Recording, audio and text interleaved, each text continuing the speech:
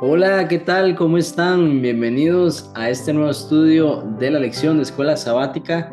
Ya vamos por la lección número 12 y esta semana el título de la lección es Adoración sin fin, una adoración que nunca termina. Bien, quédese conmigo porque ya casi iniciamos.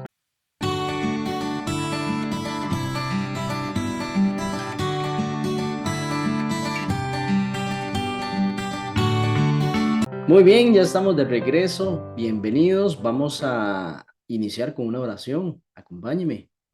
Señor Padre de amor, muchas gracias por esta nueva oportunidad de estudiar tu palabra.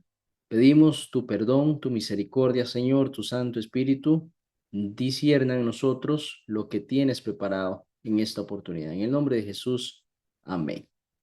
Bien, siempre hay un texto para memorizar. En esta ocasión es un salmo corto, Salmo 104 y versículo 33. Dice así la palabra del Señor. Al Señor cantaré en toda mi vida. A mi Dios salmearé mientras viva. Yo no conocía el verbo salmear. Bueno, aquí en esta traducción, pues lo que quiere decir es yo cantaré salmos a Dios y aquí el salmista dice durante cuánto tiempo quiere hacerlo. Bueno, mientras viva. Toda su vida quiere alabar al Señor por medio de los salmos. Es una experiencia muy importante para el salmista utilizar esos salmos de adoración. Quiere hacerlo durante toda su vida. Y también en el Salmo 116, versículo 12, el salmista dentro de su alabanza hace una pregunta: ¿qué pagaré a Jehová? ¿Qué pagaré a Jehová? Lo hace en forma de pregunta. ¿Por todos sus beneficios para conmigo? ¿Qué podemos usted y yo pagarle a Dios por el aire que respiramos? ¿Qué podemos pagarle por los rayitos de sol que recibimos todos los días, el agüita que cae y refresca la tierra para que crezcan las legumbres, las frutitas que todos necesitamos para comer? ¿Cómo podemos pagarle nosotros a Dios todos esos beneficios? La respuesta para el salmista, pues uno pensaría algo material que puedo dar yo. Bueno, el salmista entiende que la forma de pagarle a Dios es como Dios mismo pide: dame, hijo mío, tu corazón. Israel, pues no era solamente una nación, como decirlo, un país, no, es una congregación de hermanos que alaban a Dios como una iglesia, como una congregación que se reúne para juntos todos los miembros de esa congregación alabar a Dios. Vea lo que dice el Salmo 22:22. Anunciaré tu nombre a mis hermanos. En medio de la congregación, yo te alabaré. Para el salmista es muy importante alabar a Dios con sus hermanos. Allí en la congregación, muchos, tal vez no tantos, depende del momento, pero allí están todos los hermanos posibles que quieren alabar a Dios todos juntos. Dice: anunciaré tu nombre a mis hermanos en medio de esta congregación. Yo te alabaré. El versículo 25 dice: de ti será mi alabanza en la congregación. Mis votos pagaré delante de los que le temen. Juntos los que están allí desean ofrecer a Dios en agradecimiento sus vidas por todos los beneficios que han recibido. El 35:18 dice: te confesaré en grande congregación, te alabaré entre numeroso pueblo. Esa experiencia de alabar junto a los hermanos es muy enriquecedora para el salmista. Entonces, aquí vemos que Israel no es solamente una nación, sino es una congregación. Es como si fuera una gran iglesia. Este pueblo de Israel es una gran iglesia donde sus miembros llegan en algún momento determinado y alaban a Dios y dan testimonio de él para otras naciones con respecto a este tipo de adoración, como congregación, como pueblo santo, alabando y agradeciendo a Dios por todos los beneficios. Entonces, aquí vemos cómo el Señor anhela que todo el mundo se una a su pueblo en la adoración. Entonces, por medio de esta iglesia que está instituida, que es el pueblo de Dios, que adoran juntos al Señor, que eso sea un testimonio para que otros pueblos se unan a ese conocimiento que Dios desea impartir, que es, bueno, es el conocimiento de Cristo, que es el conocimiento de la vida eterna, de cómo podemos llegar al Padre y cómo podemos adorarle en espíritu y en verdad. Entonces, este pueblo, el pueblo del Señor, entonces se identifica con lo que se le llama los justos, aquellos que adoran al Señor y cuya esperanza está en Él y en su amor. Podemos decir que este culto congregacional se percibe como un culto ideal. Están todas las personas allí que desean alabar al Señor, todos con sus problemas, sus necesidades, sus situaciones en su casa, pero deciden ir juntos y decir, hay un Dios vivo, hay un Dios poderoso que puso a mí ese deseo de venir a adorarle también. Y hoy pues hacemos eso, nos congregamos y tenemos esa hermosa oportunidad de alabar al Señor. Por eso siempre es importante ver ir a la iglesia como una bendición de Dios. Eso anhelaba el salmista. Allá en tus atrios quiero estar, vimos la semana pasada, ¿verdad? Ahora, no quiere decir que el culto individual no es importante, por supuesto que sí, pero el culto individual culmina en este culto congregacional. Es decir, primero tenemos nuestro culto personal, nuestro encuentro personal con Dios, nuestra devoción matutina, le buscamos en privacidad, en nuestra familia, pero ese culto eh, individual va a tener una culminación en la congregación. Empezamos individualmente, pero concluimos o tenemos esa experiencia importante para enriquecer nuestra experiencia con Dios teniendo un culto congregacional. Salmo 111, versículo 1 dice, alabaré a Jehová con todo el corazón en la compañía y congregación de los rectos. Aquí están hablando de personas que han sido redimidas de su vida, de su pecado, y han sido rescatadas. Y ahora son personas que caminan en los designios de Dios. Le llama los rectos, las personas que han decidido abandonar el yo y empezar esa lucha espiritual para poder avanzar a las promesas que Dios tiene para nosotros. El Salmo 36:10 dice, extiende tu misericordia a los que te conocen y tu justicia a los rectos de corazón. Los rectos conocen a Dios. Las personas que caminan en rectitud conocen a Dios, pues esa rectitud viene de su ejemplo, que es el Padre Celestial, la persona de Cristo, guiados por el Espíritu Santo.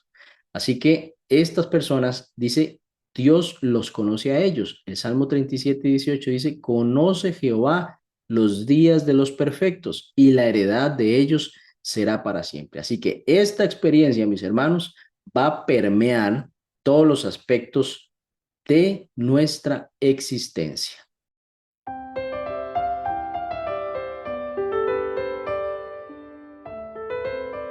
El Salmo 134 nos habla acerca de la adoración que allí se ofrece. Una adoración que los que están en el templo adoran al Señor, pero también reciben del Señor desde Sión una bendición para quienes le adoran. También recuerda el número 624, la bendición sacerdotal. Recuerda usted, Jehová te bendiga y que te guarde, Jehová haga resplandecer su rostro sobre ti y tenga de ti misericordia. Jehová alce a ti su rostro y ponga en ti paz. El Salmo 67:1 hace una referencia también a esta bendición sacerdotal que Salmo 134 hace énfasis el salmista de que estando allí se recibe la bendición de Dios. Dice, Dios tenga misericordia de nosotros y nos bendiga, haga resplandecer su rostro sobre nosotros. Así que el pueblo se acerca a Dios, al santuario, al templo, a la iglesia, y Dios desde Sión bendice a su pueblo. Eso es lo que hacemos usted y yo hoy que vamos a la iglesia, mis hermanos. Nosotros nos acercamos al santuario, al templo, a la iglesia, para alabar a Dios, para bendecir su nombre, y el Señor desde Sión, desde su morada en los cielos, nos bendice a nosotros.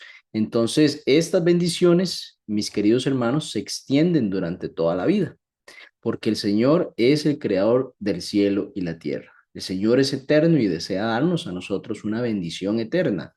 Por eso cuando nos acercamos al Señor, un corazón humilde, con un corazón contrito, humillado, el Señor desea darnos su bendición. Y así que por medio del pacto que se estableció entre Dios y su pueblo, y utilizando la mención de Sión, que desde allí se hace la bendición, lo que aquí el salmista hace hincapié en ese marco en el cual el pueblo de Israel ejerce en cierta medida ese privilegio de bendecir al Señor y que el Señor entonces le retribuya con una bendición para su pueblo. El Salmo 18.1 dice, te amo, oh Jehová, fortaleza mía. Cortito, pero bastante conciso. ¿Ama usted al Señor?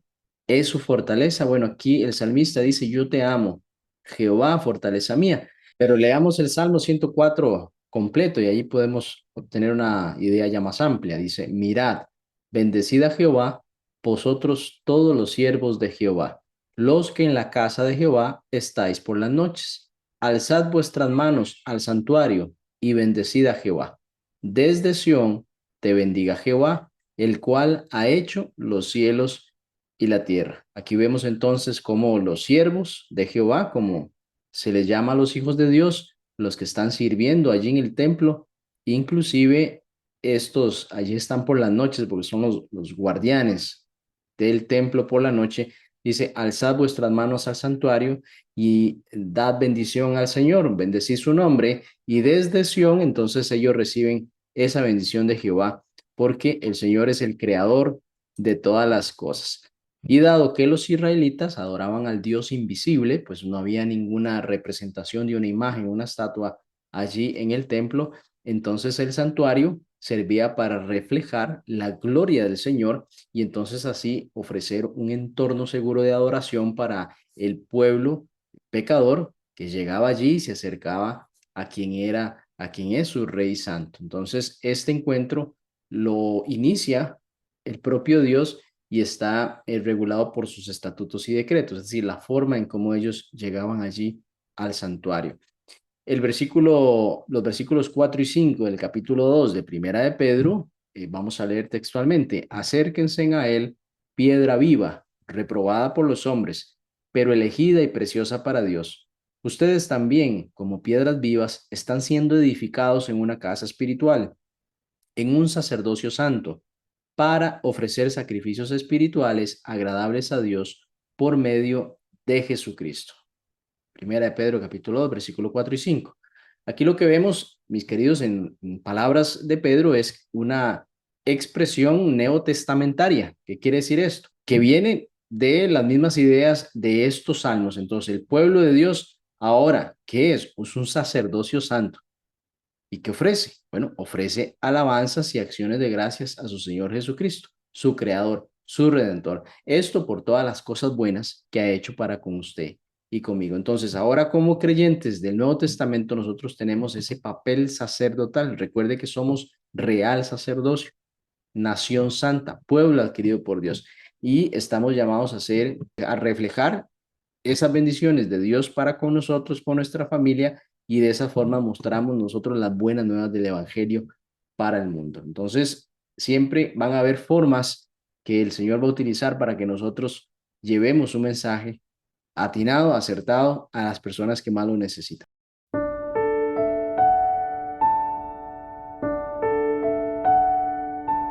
Siempre lo nuevo, pues, llama la atención. El salmista hace referencia a que es necesario cantar un cántico nuevo. ¿Y por qué un cántico nuevo? ¿Por qué no los tradicionales o los que ya se sabía el pueblo? O mejor dicho, ¿por qué componer un nuevo salmo? Bueno, entendemos cómo el pueblo de Dios, el pueblo de Israel, constantemente se apartaba del Señor, dejaba de recibir bendiciones del Señor por este acto, desobedecía los mandamientos de Dios y se apartaba. Dejaba de cantar los cánticos que ya se conocían. Entonces, cuando regresaban, cuando ese pacto volvía otra vez a tener efecto para el pueblo, porque el Señor nunca abandonó su pacto, sino fue el pueblo, entonces los salmistas deseaban cantar algo nuevo. mostrar allí cómo el Señor los había querido, los había amado como su pueblo, ellos se habían ido y el Señor les había vuelto a recibir. Ese cántico nuevo reflejaba un nuevo sentir o recordar cómo otras cosas habían pasado por medio de una nueva expresión.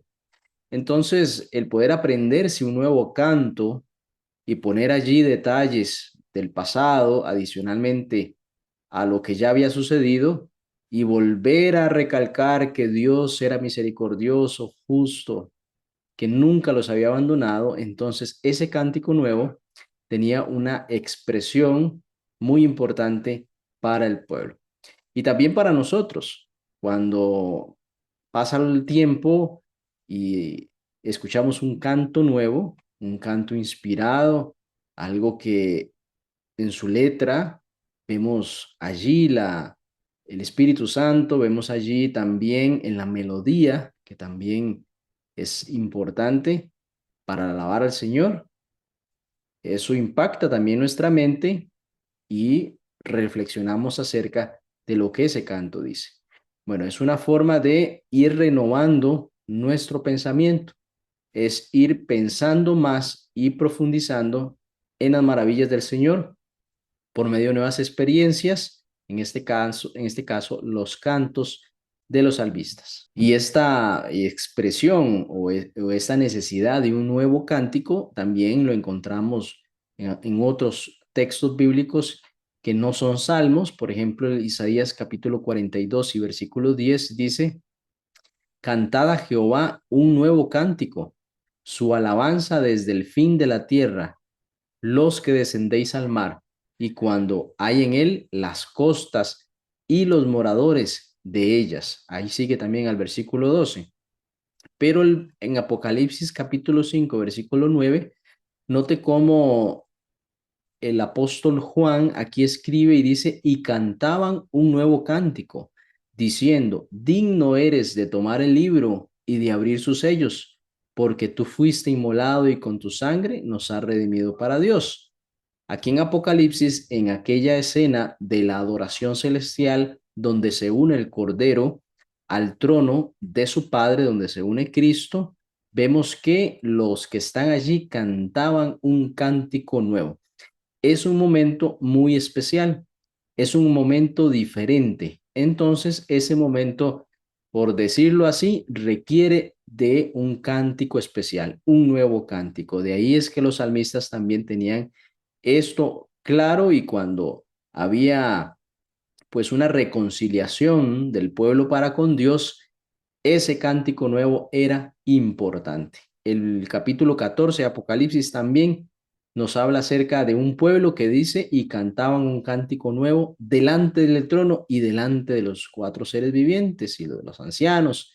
Y dice que nadie podía aprender el cántico sino aquellos redimidos, esos 144,000, ese número allí de personas redimidos de entre los de la tierra.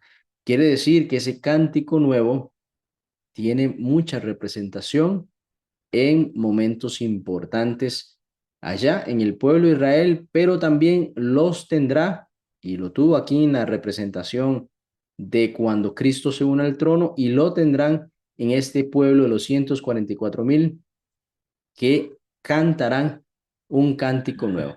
Otro aspecto muy importante, leamos el 148, versículo 14. ¿Cómo se le conoce al pueblo de Israel? En este versículo dice: Él ha exaltado el poderío de su pueblo, alábenle todos sus santos, los hijos de Israel, el pueblo a él cercano. El pueblo de Israel era el pueblo cercano a Dios, era el que Dios había elegido. Ellos no eligieron a Dios, Dios eligió al pueblo de Israel entre otros pueblos para llevar el mensaje. Pero eso hacía que el pueblo de Israel fuera el cercano a Dios, pues los otros pueblos eran paganos, tenían otras costumbres, otros dioses, otras creencias.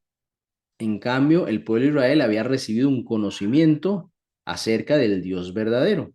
Solo el hecho de no adorar imágenes los hacía diferente de todos los pueblos, pues el Dios invisible no tenía posibilidad siquiera de erigir una imagen para representarlo. Entonces, siendo que es el Dios de toda la creación y que Israel llevaba el nombre del Señor, era un pueblo especial, era un pueblo que Dios había escogido para llevar ese mensaje especial también a las personas.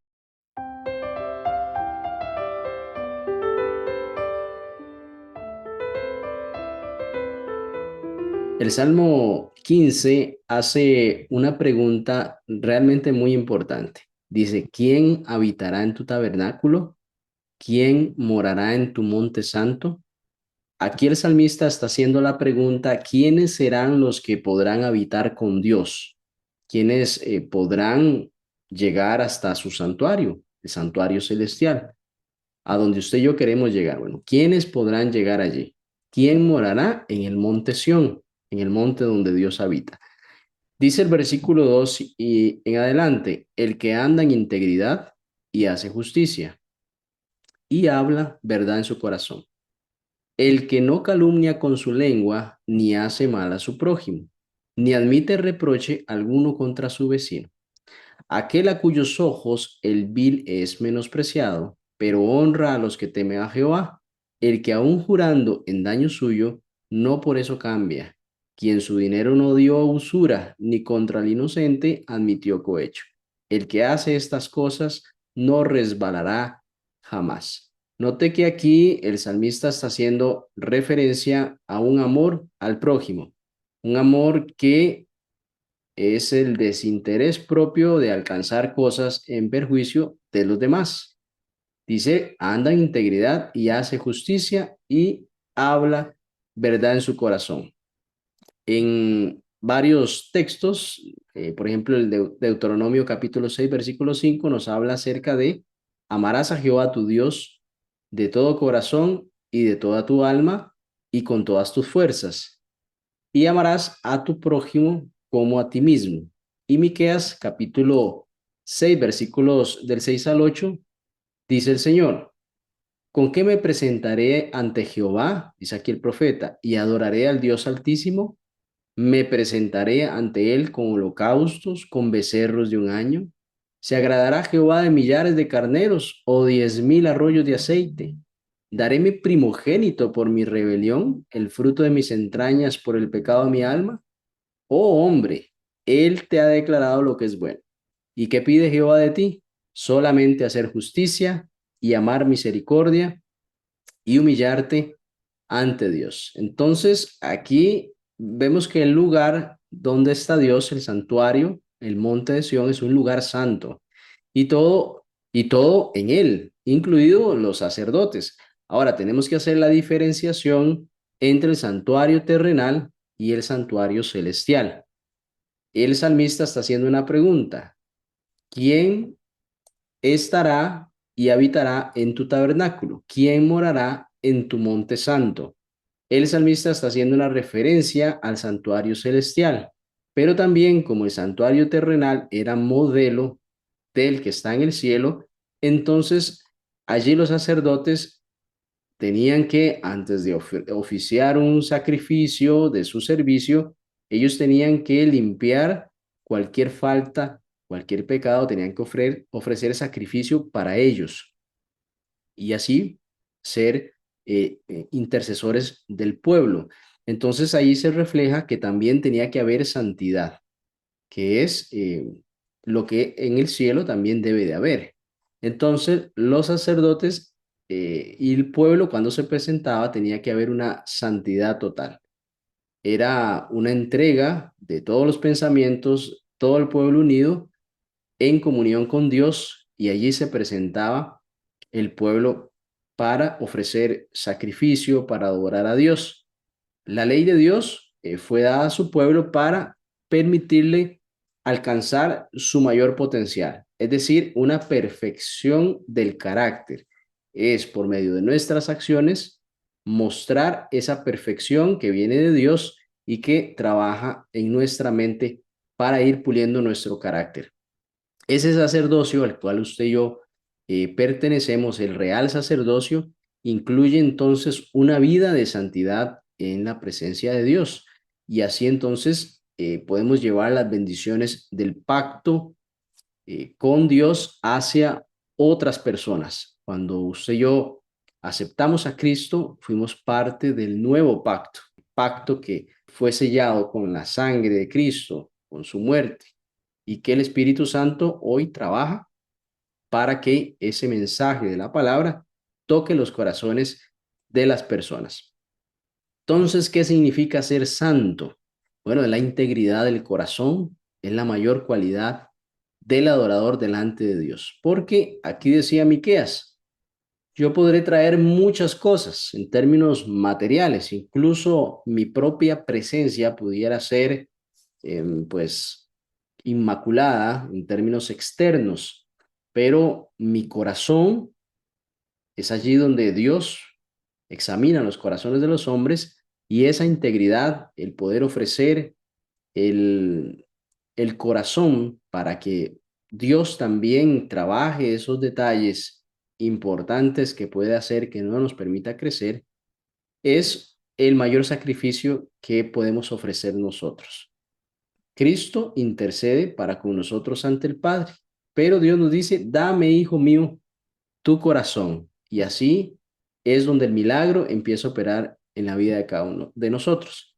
Recuerda también cómo los corderos que se ofrecían debían tener la característica en hebreo tanim, que quiere decir perfecto, íntegro. Es decir, no podía ser un cordero defectuoso, su patita defectuosa, todo tenía que estar perfecto, porque Cristo es perfecto y el cordero era una representación de Cristo, inocente, sin mancha y sin defecto. Fíjese qué interesante. El Salmo 15, la mayoría de los requisitos los pone en términos negativos. Por ejemplo, el 3.5 dice, el que no calumnia, ni hace, ni admite, ¿sí?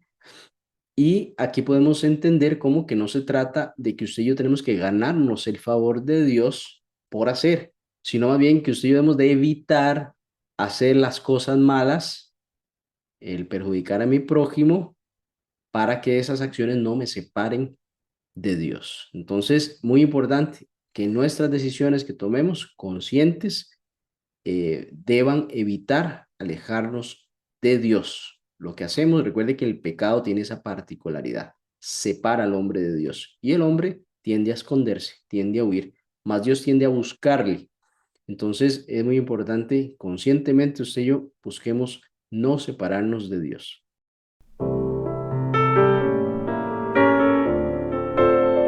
El Salmo 96 nos habla de múltiples aspectos de la adoración. Aquí se mencionan el Salmo 96. El versículo 1 dice que están los cánticos, es decir, cantad a Jehová cántico nuevo y además dice que lo haga toda la tierra, haciendo referencia a toda la creación. También alabar su santo nombre, según el versículo 2. Y también en el versículo 3 y 4 nos habla acerca de que debemos de proclamar la bondad y la grandeza del Señor. Es decir, que Dios es un Dios bueno que se preocupa por las personas, que se preocupa por los seres humanos y que desea llevarles paz. Es la bondad de Dios lo que se debe de proclamar. También habla acerca de que Dios es grande y digno de suprema alabanza, temible sobre todos los demás dioses, que el salmista habla acerca de que son ídolos, no son más que ídolos que tienen las otras naciones. Entonces, aquí vemos un aspecto también adicional que no es tan obvio en este Salmo 96, que es la dimensión evangelizadora de proclamar el reino de Dios a otros pueblos. Anunciad el día de la salvación para toda la tierra. Dice, cantar a Jehová, bendecí su nombre y anunciad de día en día su salvación. Está diciendo este salmo que parte de la adoración también es ir y decirle a las otras personas que Dios es un Dios de salvación, que puede rescatarles del hoyo de su vida, de sus problemas que en este mundo llegarán a ser problemas temporales porque nos perfilan a un eterno peso de gloria, como dice la palabra. Entonces aquí vemos esa obra evangelizadora, porque dice también en el versículo 3 en todos los pueblos sus maravillas, y de predicar el evangelio a toda nación, tribu, lengua y pueblo, y también recordará usted el evangelio eterno de Apocalipsis que se debe predicar a todo pueblo. Y en el versículo 10 dice, decide entre las naciones, Jehová reina. También afirmó el mundo, no será conmovido y juzgará a los pueblos en justicia. Temed al Señor y dale gloria, porque la hora de su juicio ha llegado. Presenta a Dios como rey soberano, pero también, bueno, habla de la creación, afirmó el mundo y este no se moverá. Y también dice, va a juzgar. Es decir, está la figura de rey, pero también de juez. Es decir, hay un juicio que se ejecutará. Y bueno, entendemos que el juicio, todos los componentes del juicio, hay una ley por la cual se rige, están los testigos, está el abogado, está el juez, están los acusados, y allí entonces presenta este escenario que es de interés para toda la tierra, pues Dios juzgará a toda la tierra. Y dice el Salmo 4, porque grande es el Señor, todos los dioses de los pueblos son ídolos. Aquí es donde hay un conocimiento diferenciador para el pueblo de Israel con respecto a los otros pueblos, que lamentablemente fue contaminado Israel en algún momento. Se adoraron los becerros, tuvieron algunas imágenes de acera y practicaron idolatría. Entonces, aquí el salmista dice, esos dioses no son más que ídolos, no son más que figuras construidas por el mismo ser humano para ser adoradas. Imagínense el ser humano creando cosas para adorarlas, cuando Dios es creador de nosotros, por eso le adoramos. Así que el juicio en los salmos lo que significa es una restauración del orden divino. Cuando el salmista hace referencia al juicio, lo que pretende mostrar es esa restauración de un mundo que ha venido en decadencia. Usted lo puede ver, cada vez hay más maldad, cada vez muchachos, casi niños, con armas disparando unos con otros. Se ha perdido el respeto a los mayores, los valores se han ido perdiendo. Y este juicio lo que busca es restaurar todas las cosas. Dios es un Dios justo. Por eso es también una invitación a temer a ese Dios justo que desea proporcionar justicia para quienes están sufriendo, para quienes aceptan a Cristo como su abogado. El Salmo 96:9 es lo que nos invita, dice, adorar a Jehová en la hermosura de la santidad, temed delante de él toda la tierra. Es un Dios hermoso, la temible hermosura de Jehová. Debe de temer delante de él toda la tierra. Esta oración entonces implica también que tengamos alegría, tengamos confianza, pero también debemos de tener temor y sobrecogimiento. Quiere decir que el Señor es amor, pero también es ira. Debemos de entender eso. El Salmo 96 entonces nos llama a adorar al Creador y reflejarse esto en la última proclamación para la tierra, son Apocalipsis 14, del 6 al 12, temed a Dios y dale honra, porque la hora de su juicio ha llegado. Y allí menciona que debemos adorar al que hizo los cielos, la tierra, las fuentes de las aguas, todo lo que en ellos hay, al Creador que también es Rey y Juez.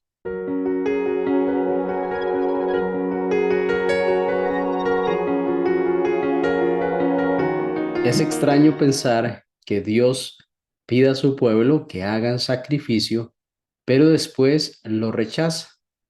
Lo rechaza en algunos momentos porque eso es solamente una forma y no es el fondo de lo que él deseaba para sus hijos.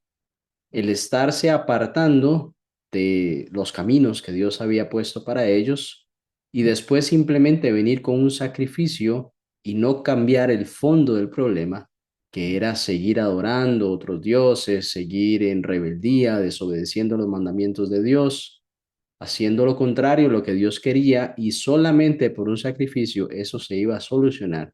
Eso era lo que Dios no quería para sus hijos. Piénselo, es como si su hijo estuviese en malos caminos y él viniese solamente a darle a usted un obsequio, pero continúa con la rebeldía, continúa con su mal comportamiento. Usted prefiere que no le dé ese obsequio, pero que se porte bien. Así es básicamente cómo está la situación con respecto a los momentos en los que Dios decía, yo no quiero ese sacrificio, aborrezco ese sacrificio, porque ustedes solo de labios me honran, porque su comportamiento es seguir lo que otras personas dicen y no lo que yo les he pedido que hagan. Por eso en algunos momentos podemos ver el Salmo 46 que dice, sacrificio y ofrenda no te agrada. Has abierto mis ojos y mis oídos holocausto y expiación no has demandado, a pesar de que Dios había pedido eso. Pero aquí dice, el versículo 7 dice, entonces dije, he aquí vengo, en el rollo del libro está escrito de mí. El hacer tu voluntad, Dios mío, me ha agradado y tu ley está en medio de mi corazón. Porque el sacrificio al final puede ser simplemente un acto externo, una ceremonia, pero ¿qué pasaba con el corazón? ¿Qué pasa con el verdadero sentir, el arrepentimiento de esa persona, su cambio con respecto al pasado? ¿Seguirá siendo el mismo? Entonces, ¿de qué sirve ese holocausto? ¿De qué sirve ese sacrificio? Porque eso únicamente es un elemento que puede ser externo. Así que Dios estaba interesado en el corazón. El sacrificio representaba el Mesías que iba a venir y que iba a morir por nuestros pecados.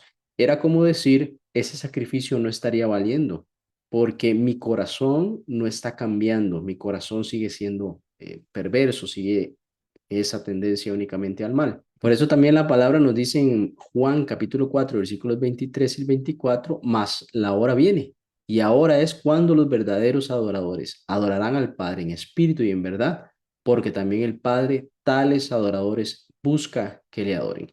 Aquí no está hablando de sacrificios externos, está hablando de una adoración con la razón al Padre, buscando adoradores que le adoren en espíritu y en verdad, porque Dios es espíritu, Dios es espiritual, y los que le adoran en espíritu y en verdad es necesario que le adoren. Entonces, los sacrificios por sí solo no bastan. ¿De qué servirían estos sacrificios si el corazón de quienes los ofrecían no estaban llenos de arrepentimiento, de fe, de dolor por el pecado, de una intención real por cambiar, por seguir al Mesías, por buscar hacer la voluntad de Dios, sino simplemente eran elementos externos que reflejaban únicamente una ceremonia? Recuerde Mateo 15:8, dice, este pueblo me honra con labios, pero su corazón está lejos de mí. Mateo capítulo 15, versículo 8. ¿Cómo podemos entonces hacer la lección, la pregunta? Asegurarnos de que nosotros, como miembros de la Iglesia Adventista, con toda la luz y el conocimiento que poseemos, no caigamos en una trampa de pensar que es suficiente solo con conocer la verdad y seguir los rituales de la verdad. Es decir, ir a la iglesia, participar de la ceremonia, tener los libros que pues tienen gran enseñanza, pero ¿qué pasa con nuestro corazón? ¿Qué pasa con nuestra mentalidad? Vamos renovando nuestro pensamiento día con día, mejorando nuestro carácter. Esa es la pregunta que nos hace. Muy bien, hemos finalizado por esta semana.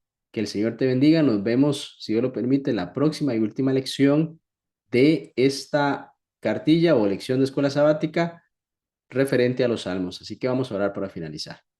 Gracias, Señor, te damos por estas hermosas enseñanzas. Gracias por estos salmos que hemos repasado durante esta lección, Señor. Tu misericordia sea con cada uno de nosotros, tu Santo Espíritu nos ilumine a tomar siempre las decisiones apropiadas para que nuestro corazón realmente esté convertido y no sea solamente una apariencia en sacrificios externos que no te agradan. En el nombre de Jesús te lo pedimos. Amén. Nos vemos.